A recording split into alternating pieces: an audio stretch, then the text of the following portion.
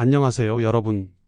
지난주에 받은 상담 중에 정말 인상 깊었던 내용이 있어서 오늘 영상의 주제로 가져왔습니다. 3년 연애한 커플인데 남자친구가 갑자기 연락도 뜸해지고 데이트할 때도 예전 같은 설렘이 없어 보인다는 사연이었어요. 여자분은 자기가 뭔가 잘못했나 계속 자책하면서 관계를 회복하기 위해 온갖 노력을 다했지만 오히려 상황이 더 악화됐다고 하더라고요. 알고 보니 남자친구는 전형적인 권태기 증상을 보이고 있었던 거였습니다. 오늘은 남자들이 권태기가 오는 이유, 특히 남자의 본능적인 부분에서 기인하는 두 가지 주요 원인에 대해 깊이 있게 다뤄보려고 합니다. 이걸 제대로 이해하시면 여러분의 연애가 한 단계 업그레이드 될 거예요. 우선 남자의 사랑 패턴에 대해 이야기해 볼 필요가 있습니다. 제 채널을 꾸준히 시청하시는 분들은 이미 알고 계실 내용이지만 오늘의 주제를 위해 간략히 짚고 넘어가겠습니다. 대부분의 남자들은 한 여자를 차지하기 위해 초반에 실제 자신의 에너지보다 조금 더 과한 에너지를 사용합니다. 이건 진화적으로 경쟁에서 이기기 위한 본능적인 전략이에요. 남자들은 다른 잠재적 경쟁자들보다 더 강력한 인상을 주기 위해 자신의 모든 것을 보여주려고 합니다. 그러다가 약 100일 정도 지나고 상대방이 자신에게 호감이 가는 것이 확실해지면 안정감을 느끼게 됩니다. 그리고 초반에 과하게 분비되었던 도파민이라는 호르몬이 정상 수치로 돌아오면서 원래 모습으로 돌아가게 됩니다. 여기서 많은 여성분들이 남자가 변했다고 오해하시는데 실제로는 변한 게 아니라 원래 모습으로 돌아온 것뿐입니다. 이건 권태기와는 완전히 다른 개념입니다. 진짜 권태기는 그 사람과의 관계를 다시 생각하게 되는 순간, 즉 이 사람을 만나는 게 맞나? 라는 생각이 들기 시작할 때입니다. 만나면 서로에게 집중하지 못하고 핸드폰만 보게 되고 잠자리를 해도 의무적으로 하는 느낌이 들거나 아예 피하게 되는 상황이 권태기의 전조 증상이라고 볼 수 있습니다. 자, 그럼 본격적으로 남자들에게 권태기가 왜 오는지 살펴보겠습니다. 첫 번째로 남자는 정말 힘든 상황이 오면 가장 먼저 연애를 놓는 경향이 있습니다. 이건 책임감이 없어서가 아니에요. 남자는 타고나길 항상 경쟁 상황에 놓여 있게 됩니다. 회사에 들어가도 남들보다 열심히 일해서 승진해야 한다는 것, 사회적으로 도태되면 안 된다는 압박감 등 다양한 경쟁 상황에 항상 놓여 있죠. 왜 그렇게 세상을 힘들게 살아야 하냐고 물을 수도 있지만 이건 그냥 남성의 동물적 본능입니다. 남성은 자연계에서도 비슷한 패턴을 보입니다. 대부분의 남자들은 관계를 이끌어가고 리드해야 한다는 심리적 부담감을 가지고 있어요. 관계 초반에는 열심히 그 역할을 수행하려고 합니다. 왜냐하면 그때는 상황이 그렇게 힘들지 않고 도파민 호르몬의 작용으로 상대방에게 열심히 노력할 원동력이 있기 때문이죠. 그런데 갑자기 상황이 바뀌기 시작합니다. 어느 순간 남자에게 집안 문제나 회사 문제 등 자신을 압박하는 일이 생기면 필연적으로 에너지가 고갈되는 상태가 옵니다. 이런 상황에 도달하면 여자친구를 만나는 것조차도 일의 범주에 들어가 버리게 돼요. 그때부터는 남자가 은연중에 가치 판단을 하게 됩니다. 지금 이 옆에 있는 사람을 만나는 것이 나에게 도움이 되는가? 만약 옆에 있는 여자가 자신의 에너지를 갉아먹고 있다고 느끼기 시작하면 연애를 놓아버리거나 권태기 상황이 지속되게 됩니다. 제가 얼마 전에 상담했던 30대 중반 회사원 남성 사례가 딱 이런 경우였어요. 그분은 승진을 앞두고 엄청난 업무 스트레스에 시달리고 있었는데 주말마다 데이트를 요구하는 여자친구가 부담으로 다가왔다고 합니다. 여자친구는 그의 상황을 이해하려 하기보다는 나한테 관심이 없어진 거 아니야? 라며 확인 요구와 불안감을 계속 표현했고 결국 그 남성은 더 큰 스트레스를 받아 관계를 정리하게 됐다고 하더라고요. 여기서 우리가 기본적으로 인정해야 할 사실이 있습니다. 남녀 상관없이 인간은 기본적으로 자신의 이익에 의해 움직인다는 점입니다. 여기서 말하는 이익은 단순히 금전적인 것이 아니라 정신적인 부분도 포함됩니다.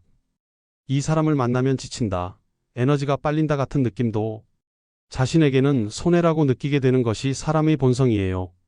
남자가 개인적인 어려운 상황에 처했을 때 같이 해결해 줄게, 나한테 고민을 말해봐, 내가 옆에 있어 줄게 이런 말들은 실제로 상황을 해결하는 데 큰 도움이 되지 않습니다. 오히려 그 사람 스스로 해결할 수 있는 시간과 공간을 보장해 주는 것이 가장 좋습니다. 매우 당연한 이야기죠. 그 사람의 문제는 당연히 그 사람이 직접 해결해야 합니다.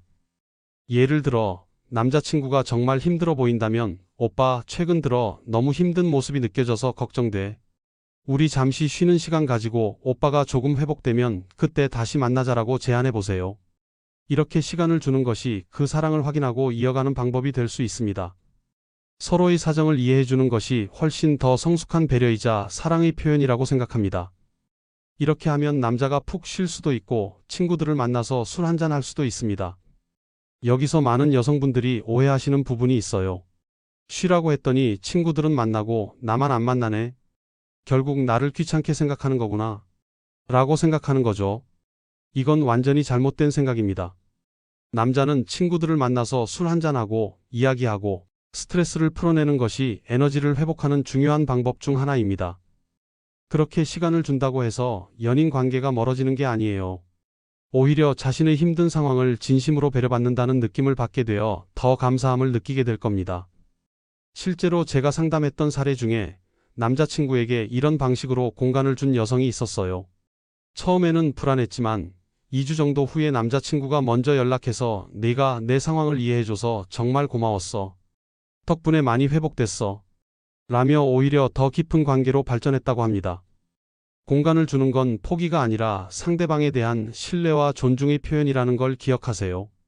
두 번째 원인은 상황적 비교예요. 이 부분도 모든 사람이 가지고 있는 이기적인 본능 중 하나입니다. 제가 예시를 들어볼게요. 평범하게 직장 생활을 하면서 열심히 돈을 모으기 위해 아끼며 생활하는 사람이 있다고 가정해 봅시다.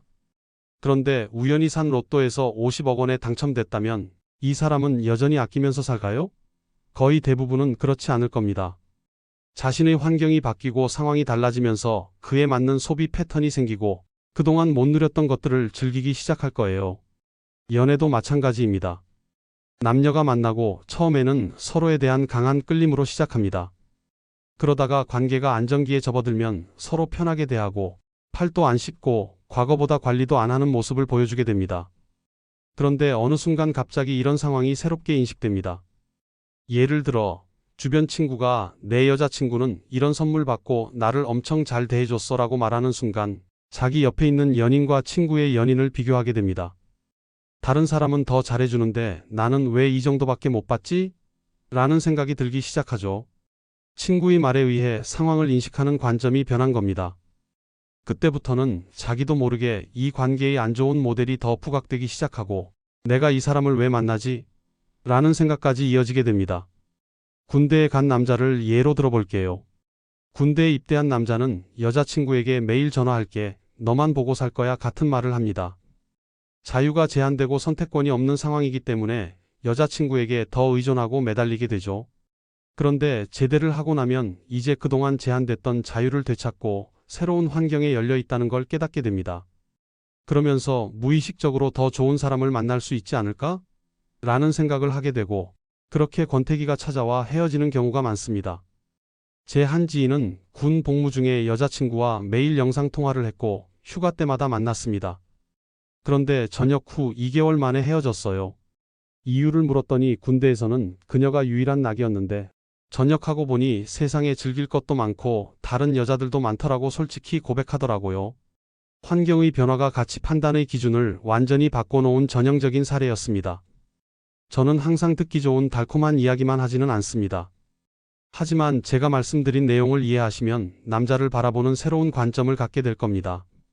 결국 제가 말씀드리고 싶은 것은 남자와 여자는 서로 사랑하고 있어도 지속적으로 서로에 대한 가치를 평가한다는 것입니다. 그것도 매우 무의식적으로 말이죠. 사실 옆에 있는 사람은 그대로입니다. 다만 그 사람을 바라보는 우리의 관점이 변한 것뿐이에요. 결국 우리는 지속적으로 자기 관리를 하는 모습이 필요합니다. 이건 내 옆에 있는 상대방을 위해서가 아니라 그냥 내가 더 나은 사람이 되기 위해서입니다. 인간은 본능적으로 자기보다 떨어지는 사람을 만나고 싶어 하지 않습니다. 이것 또한 우리의 본능적인 부분이에요. 따라서 지속적인 자기 관리는 연애에서 정말 중요한 요소입니다. 제가 연애 코칭을 하면서 만났던 한 40대 CEO 남성은 10살 어린 여자친구와 3년째 연애 중이었습니다. 처음에는 그녀의 젊음과 미모에 반해 시작했지만 시간이 지나면서 대화가 안 통하고 지적 수준이 맞지 않아 권태기가 왔다고 했어요.